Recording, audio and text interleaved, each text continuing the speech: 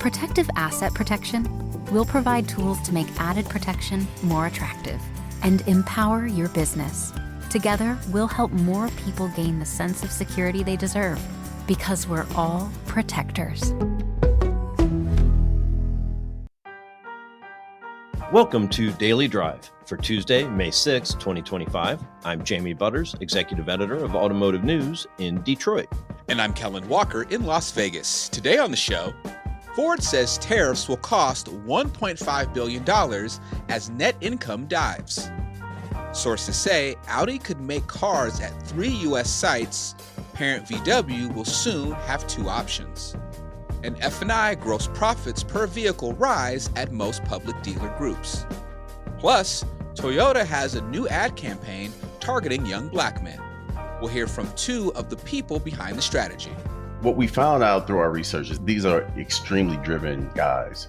And the key to that driven mindset is mobility. Let's run through all the news you need to know to keep up in the auto industry. Ford posted a 65% drop in first quarter net income and withdrew its full-year earnings forecast. The automaker says it expects import tariffs to reduce profits by $1.5 billion in 2025. It said the gross impact will be $2.5 billion, but it will mitigate that with $1 billion in offsets. Ford's estimated tariff exposure is significantly lower than the $4 billion to $5 billion cost projected by crosstown rival General Motors, which builds a larger percentage of its lineup outside the U.S. Adjusted earnings before interest and taxes in the quarter fell 63% to $1 billion. Revenue was down 5% to $40.7 billion, and Ford's net income was less than $500 million. While declining to give guidance for the year, Ford said if not for the tariffs, it would be on track to achieve its original guidance of $7 billion to $8.5 billion in adjusted earnings before interest and taxes. It plans to give an update at the end of the second quarter. Meanwhile, President Trump's tariffs are spurring Audi to think about moving some production to the U.S. To avoid the added costs, the automaker could build vehicles at 3 locations in the U.S., in part by leveraging production capacities of parent Volkswagen Group. That's according to sources who spoke with our sibling publication, Automobile Voca. Audi could build the Q4 e-tron compact electric crossover or its successor at VW's plant in Chattanooga, Tennessee. The Q4 e-tron shares its MEB platform with the VW ID4, which is built in Chattanooga. The company had planned to build the Q8 e-tron midsize electric crossover in Mexico, but that could go to Scout's plant, which is still under construction in Columbia, South Carolina. Sources say Audi is searching for a 3rd location to build the Q6 e-tron compact electric crossover. Audi would not confirm any U.S. production plans. Waymo plans to have Magna International assemble Jaguar I-Pace and Zeekr vehicles with Waymo's autonomous technology at their plant near Phoenix. Waymo says the Mesa, Arizona factory is a multi-million-dollar investment that has created hundreds of jobs. It says this is a step toward scaling Waymo One, the company's fully autonomous ride-hailing service. Waymo One is providing more than 250,000 paid passenger trips each week in San Francisco, Phoenix, Los Angeles, and Austin, after more than 4 million paid trips in 2024. It plans to add Atlanta and Miami and then Washington, D.C. by 2026. Waymo and Magna plan to build more than 2,000 fully autonomous Jaguar I-Pace vehicles through next year. They will also integrate Waymo's technology on new vehicle platforms, starting with the Zeekr RT this year. And the first quarter saw solid finance and insurance gross profits among 5 of the 6 largest publicly traded franchise dealership groups. Only Asbury Automotive Group saw results decrease, though they were down only about 0.4% from a year earlier. Group 1's per vehicle F&I profit grew the most. It was up more than 5% from the same period in 2024. You can find more about the results at autonews.com. And those are today's headlines. So, Jamie, if VW has 1 plant and is building a second one, how is Audi going to find 3 factories for its cars? That math ain't mathing. Yeah, it's tough. It's like the dad and the two kids in the canoe. But I think, um, I'm not sure that the Q6 e-tron couldn't be made at the Chattanooga plant. They're both compacts, but it is maybe a different platform.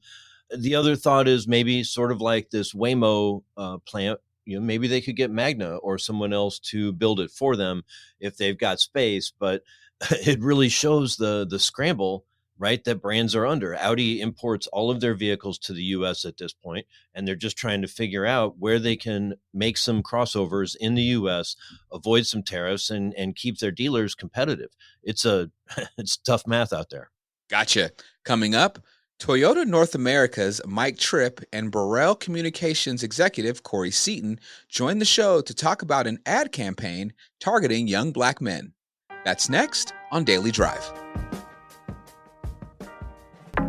Yeah, my name's Jeremy Beaver. I'm at the Del Gran Dealer Group CEO. We have 17 brands in the heart of Silicon Valley, San Francisco, 1,100 team members selling over 28,000 cars a year.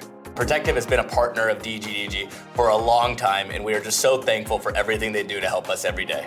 I've been at DGDG for over 15 years, and we've grown as an organization from 3 stores to the 17 we have today, and Protective has been critical in that growth. Not only in the products we sell, but long-term growth strategy through data, through insights, making sure that we are performing at the absolute best every step of the way.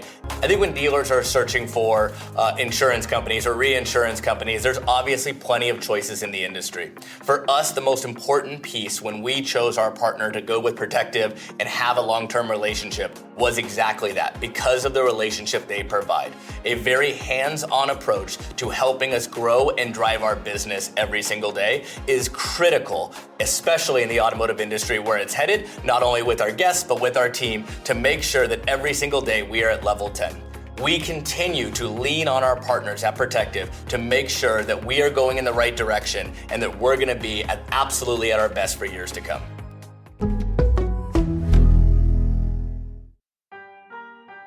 Welcome back to Daily Drive. I'm Jamie Butters with Kellen Walker. There's a somewhat cynical saying in journalism that news is what happens in editors' lives. Well, this editor happens to be a big fan of the NBA as well as podcasts. And I was stopped in my tracks by an ad I heard recently on ESPN's The Hoop Collective podcast. It sounded like a young black man talking about professional drive and ambition and independence. Only later was it revealed that it was a Toyota ad with the tagline, "You can't stop my drive."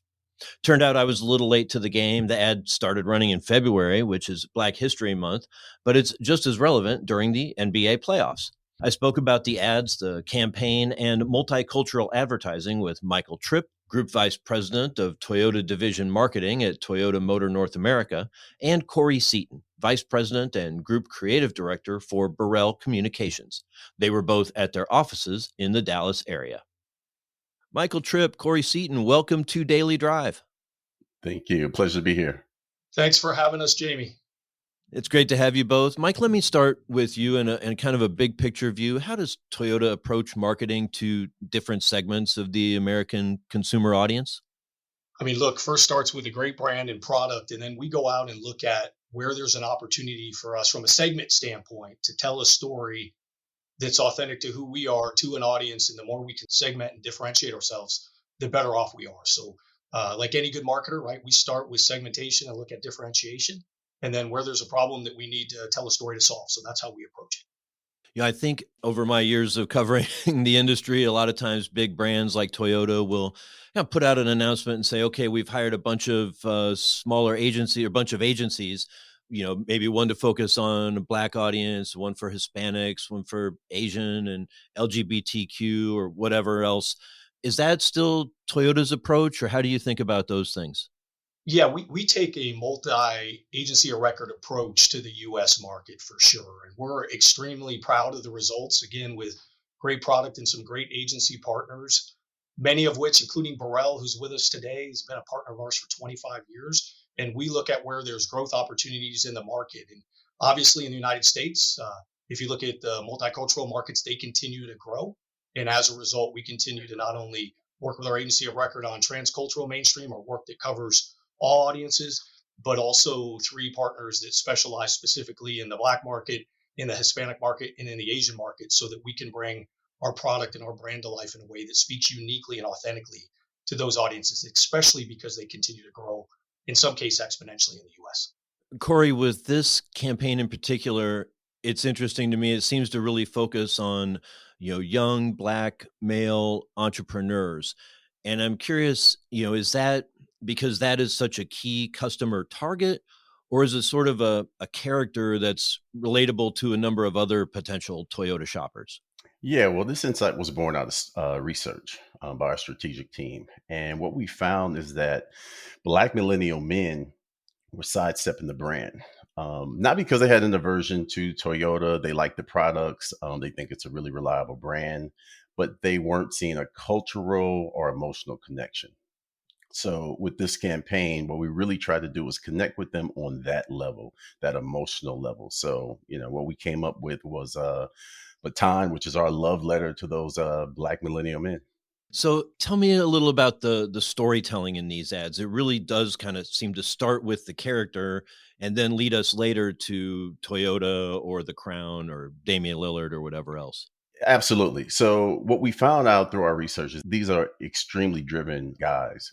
And the key to that driven mindset is mobility, whether it's chasing opportunities across town, across state, on the next coast, you have to chase it.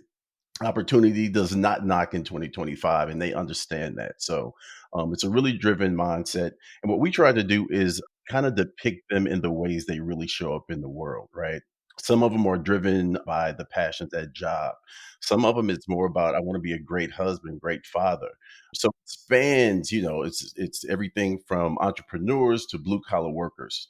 So, like I said, it feels like you kind of back into it being a Toyota ad. Why is it that way instead of kind of starting with Toyota and saying, "Hey, we're Toyota. Here's what we have to offer uh, for this Black millennial man or for anybody else."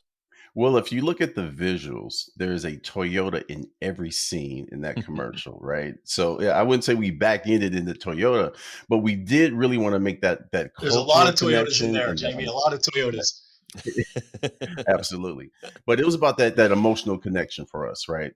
We wanted them to lean into the storytelling and oh wow, wait, that was another Toyota. That was another Toyota. There are new models. There are old models even in the spot. So it really does span, a lot of generations, if you will. Yeah, and I guess that it speaks to the fact that I came to this ad. I backed into the ad because I learned about it through the podcast advertising, and the characters are, their race is very explicit in the TV ads, as is the Toyota-ness. But on a podcast, with just the audio, it's really subtle. Almost, it's not explicit. It's subtle. It's arguably even irrelevant. But in the in the video ads, like you said, it is really right in your face. It's very obvious. There was a natural alignment with the NBA for this target for a lot of obvious reasons, right? They watch the sport.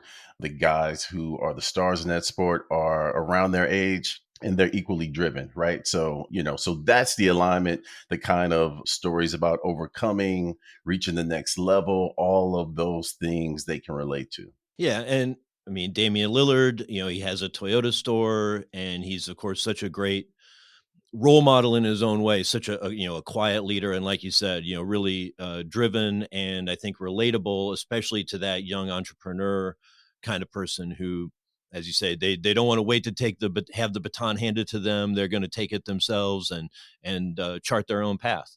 Absolutely.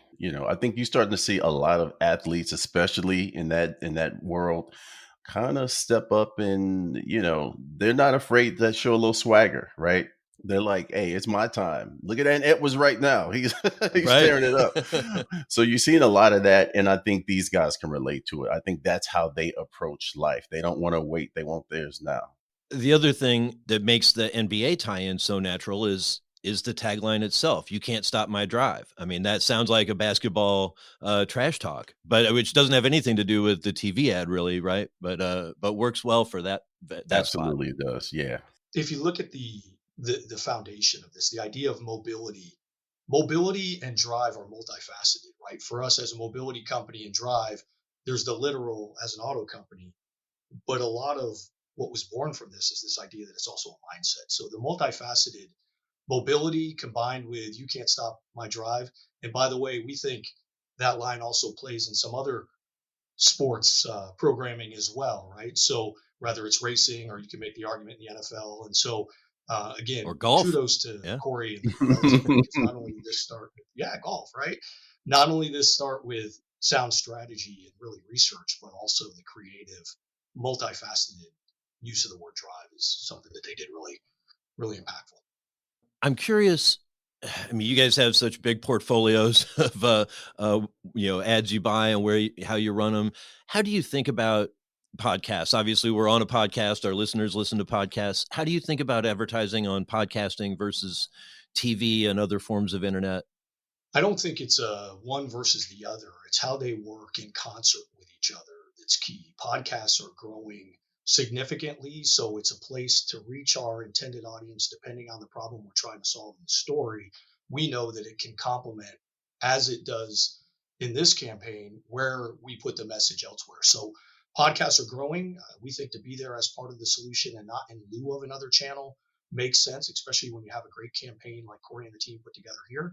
And so we look at it as a bit of a holistic or really a holistic approach and saying that it's 1 + 1 = 3, not to be in one or the other. And certainly this is where the audience that we want to reach is. And you said a couple times you backed into it, but I would argue that the human truth of this campaign is such is that it's good you heard it because you didn't, we don't want you not to hear it. We start with a narrow audience and we know a great human truth can spread beyond or transcend the intended audience. And everybody that's seen this work, I should say everybody, but a lot of people we've shown this work to has felt like it resonates with them, even though they may not have been the specific target that we put it in market to reach. Corey, did you have anything you wanted to add on that, or? Yeah, I mean, the testing has proven it out, right? We obviously had really great scores with the target, but when we looked at how we tested with other markets, everybody's picking up on the message and they think it's a bold message from Toyota, and that's what they're resonating to. So finally, a question for both of you. I'm curious, has it gotten more complicated in the current political environment where there's a lot of pushback on diversity initiatives to make these kind of targeted ads, or even, to have multicultural agencies, or I guess, Corey, for Burrell, I mean, to be a multicultural agency or to be a agency of diversity? Has it gotten harder? How do you approach this environment? Well, I would say since 2020, the civil unrest, I think things changed, right? And I think we have a consumer that is a lot more conscious of where they spend their money. And they want to spend their money with brands that they feel are speaking to them, right? So when they see a commercial like this, when they see a campaign like this, when they see a lot of our other work that we do for a lot of the other badges within the Toyota portfolio, they are taking in, this is a brand that cares about us. This is a brand that sees us. This is a brand that understands us. And so we feel good about spending our money with them. Yeah. And Jamie, I think core to Toyota since, for the almost 75 years we've been in business has been respect for people. And regardless of the political climate, if you're about inclusiveness, not at the expense of someone else, then yeah, of course, we all know the political climate and the pendulum has swung back and forth a bit, but we're going to stay true to who we are as a company. And the reality is we stand for Kaizen and respect for people. And respect for people is about inclusivity, not at the expense of anyone else. And I think this ad is a great example of where, look, there's the business reason that we did this is because we see an audience that we can reach that we need to speak authentically to with a contextually and culturally relevant story. We have an incredible partner with Burrell who can help us identify that problem and reach the audience. And we feel like we can continue to do it in a way that's about respect for people, not excluding anyone else, but about telling a story in a way that probably, as this story does, has reached beyond the intended audience because it's a human truth beyond the intended audience of Black men in this case. So we're all about respect for people and inclusivity, regardless of what's going on in the political landscape. Michael Tripp, Corey Seaton, thank you so much for joining me. Appreciate it. Thanks for having us. Jamie, thanks for your interest. Thanks for having us. That's Daily Drive for today. I'm Jamie Butters. And I'm Kellen Walker. Thanks to Automotive News executive producer Jake Neer, as well as our own Michael Martinez and Paige Hodder for their reporting for today's podcast. We also had reporting from Burkhard Rearing and Nathan Eddy of our sibling publications, Automobile Voca and Automotive News Europe. You can get the latest news on marketing, tariffs, and everything happening in the auto industry at autonews.com. Come back tomorrow for a conversation with Benchmark Mineral Intelligence Principal Analyst Brian B. about policy changes in the first 100 days of President Trump's second term that affect critical mineral developments, batteries, and the EV supply chain. We talk about the US EV supply chain or US manufacturing or other manufacturing, but these supply chains are global. We'd love to hear from you. Let us know what you think of the show and the topics we covered today. Send us an email at dailydrive@autonews.com or leave us a voicemail at 313-444-2774. And if you enjoy the podcast, remember to like, leave a review, and subscribe so you never miss an episode.